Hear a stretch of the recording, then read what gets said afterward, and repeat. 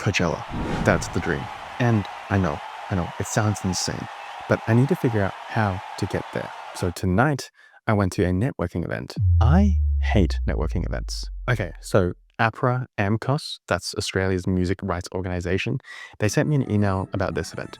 A room full of artists, managers, publishers, and some psychologists. And I thought, yeah, all right, let's do this. Here's the thing though, I'm on the subway. It's 5:30 p.m.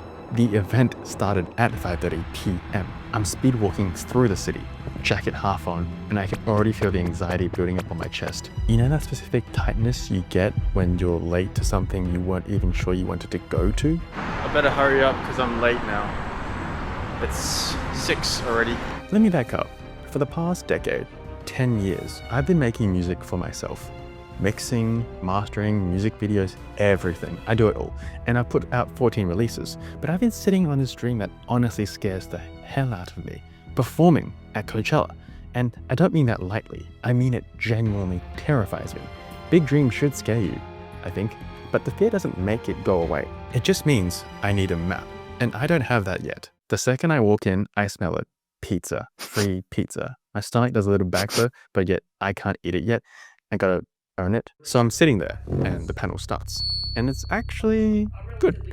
There's the publisher from a company called Wise Music. And I've heard the word publishing being thrown around. Anyone who watches Daniel Wu's interviews, like with artists, will constantly hear it. But I never fully got it until she explained it and something just clicked. She's talking about sync licensing, about how your songs can earn money while you sleep. And I'm like, I'm writing this down. I don't care if that looks nerdy. This is gold. Then the psychologist gets up and she says something that hits me right in the chest. Most working musicians live at or below the poverty line. And I'm not laughing because I've lived that. I know what it feels like to choose between buying a plugin and buying groceries. And hearing someone say it out loud in a room full of people, suddenly I don't feel like an outsider anymore. I feel like I found my people. Okay, I got the pizza, and honestly, it's really good. Like, thin crust, slightly crispy underneath, that soft, chewy middle. Free food hits you different when you've been running across the city. And then, the moment. They say, okay, go mingle, network. And I swear I watched half the room tense up. Because here's the truth about networking events. And this is especially true if you come from a corporate background. Nobody actually wants to be there. Everyone's doing the weird eye contact dance. You know, the one where you lock eyes with someone for half a second and there's this silent negotiation. Like, are you gonna talk to me or am I gonna talk to you? I think that's an Australian thing though. In the US, people just walk up and start talking. No hesitation, no permission slip. Here, we're waiting for like a social green light that never really comes on. So I decided, I'm being American tonight. I walked up and I started a conversation. After the talk, I met some new friends and we're eating pizza together. Say hello. Hi! And they're musicians.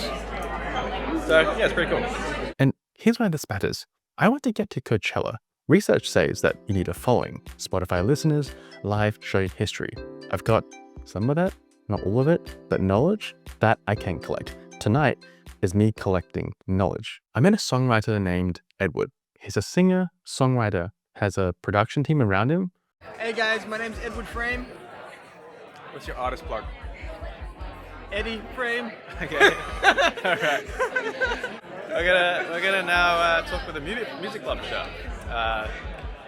Yeah, I'm really interested in publishing and I really want to get my songs published, so yeah. Copyright. Copyright, yeah, for sure. One person, he handles the singing, the vocals, and someone else produces and someone else mixes. And I'm like, mate, I do all of that myself.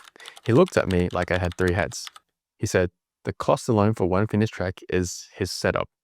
And I won't say the number, but let me just say it makes my wallet feel a little bit sick. But you see, I'm built different. Self-produced, self-directed, self-everything. That's my advantage.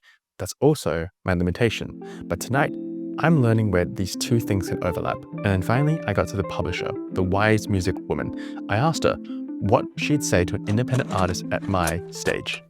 Okay, so I'm with Kathy from Wise Music. She's in the publishing department, which is exactly what I came for this adventure.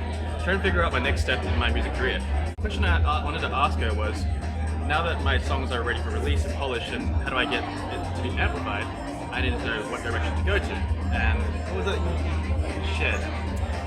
Look, I think one of the most important things is to just keep working on your craft and like working on your music and having to think about what is going to make you stand out amongst all the other songs that are out there. Specifically, you know, we were talking about synchronization into film and television or advertising. It's, you know, really important to build your audience and engage in like community and, you know, the scene that you're involved in, like make those connections with people that are doing work in the same space as you.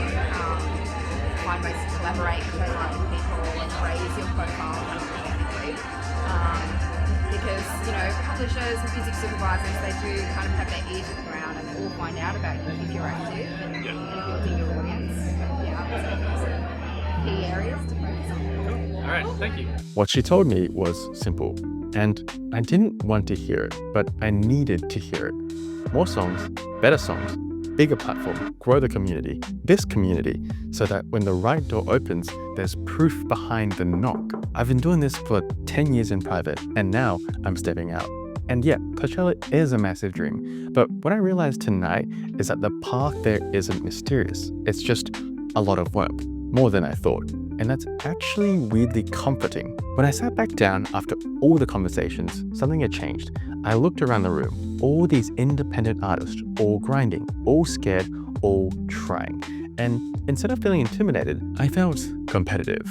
I'm gonna outwork every single person in that room. Not out of arrogance, out of love for this. I know my setup, I know my sound, I just need more of it. More reps, more releases, more presence. I walked in hungry, literally and figuratively. I left full of pizza, full of notes, full of conversation with people who actually speak the language. You know how rare it is to talk about plugin chains, chord progressions, microphone placements, and have people just get it? No explanations needed. It's like finally finding your frequency. So here's what this video is really about. If you're an independent artist, musician, sitting on that dream that feels too big, get in the room, any room. The right rooms have the right people, and the right people have the information that changes your trajectory. I'm 14 releases in, I'm just getting started, and I want you, watching this right now, to come with me on this journey to wherever the hell this goes. Coachella, I'm coming. Slowly, but I'm coming.